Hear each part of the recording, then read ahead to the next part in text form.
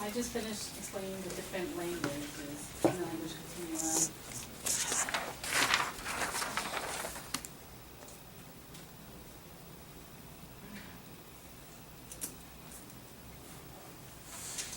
And typically, a person who is born deaf and went to a residential school would be a lot more fluent in ASL.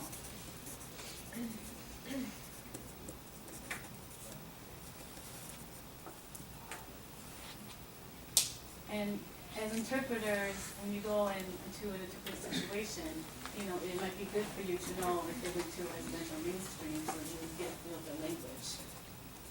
And so you know where you should be, so that you can match their language preference.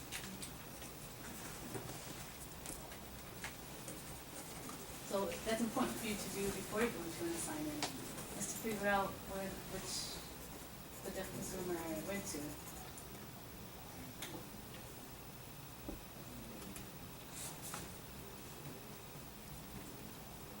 And that's how you develop rapport with your consumers, with the community, is through your experiences, so then you can slowly pick that up.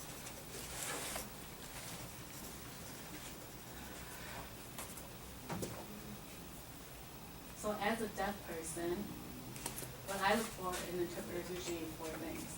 I look for their receptive skills, their expressive skills, their speed, they talk fast, time fast, and their personality. The personality really is the first thing for me. You can be a super skilled interpreter who's very good at signing, but if your personality doesn't match mine, then we're not going to be a fit.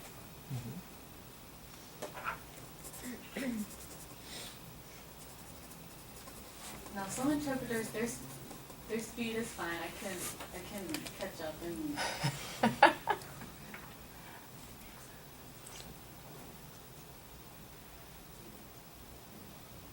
And some interpreters are slower, but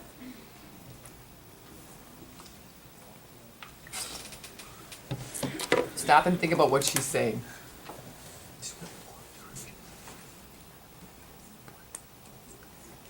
I want you to re-say it. I want you to say it again.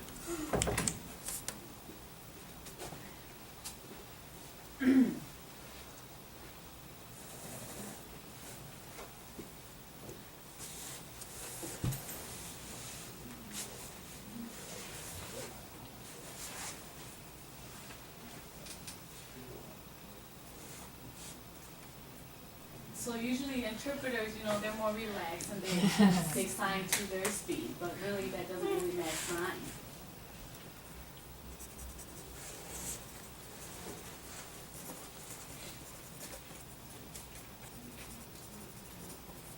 And then usually I prefer the interpreters who are more comfortable with themselves and can speak at regular speed, and I usually.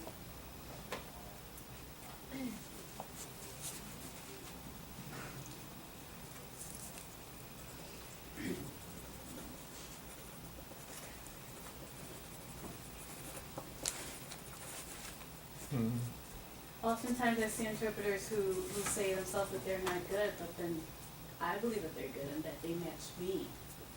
It's the opposite, Maisie. Um, So say it again. Oftentimes interpreters think that they. So go ahead. I'm gonna. This is. I mean, this is. Okay. So what? No, no. Oftentimes interpreters may think that they are a good match for me, but then they are not. That's right. That's right. She. All right.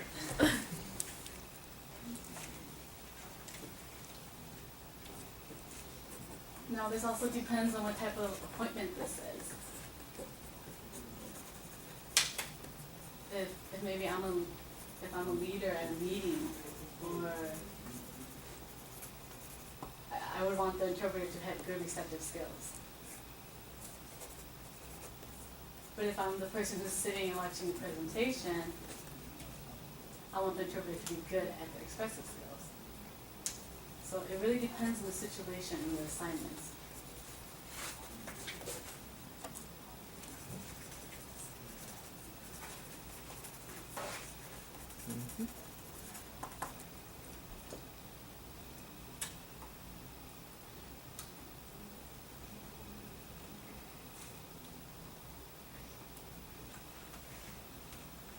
So oftentimes, a lot of interpreters don't realize that as a deaf person, that we prefer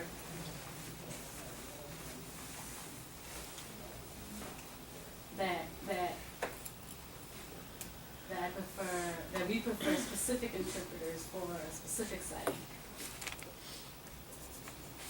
So like if we have an interpreter for a specific setting and we want to move them or have them interpret for business, we wouldn't. We want to have separate interpreters for different settings.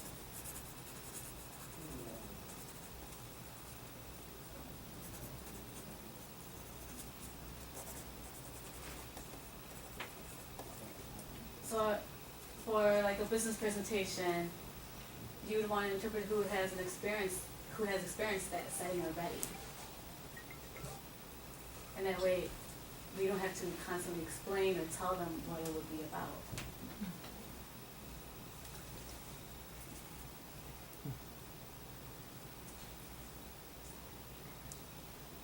So having separate interpreters for personal situations and business situations is important.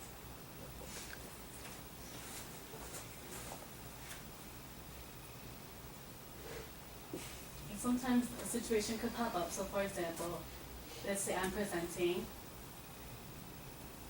and I have an interpreter who knows my sign style, who knows my sign choices, my vocab. I would prefer that interpreter.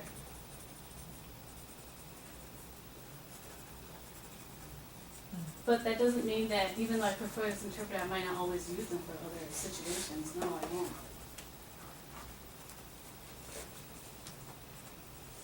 So really, as interpreters, we have to respect our deaf consumer preferences.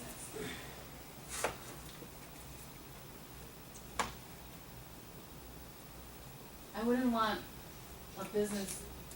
I wouldn't want an interpreter who's interpreted for me for my presentations to interpret something personal for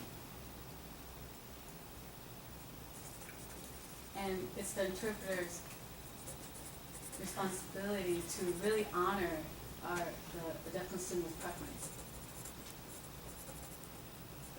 All right, time to switch. Patricia, you're gonna voice again?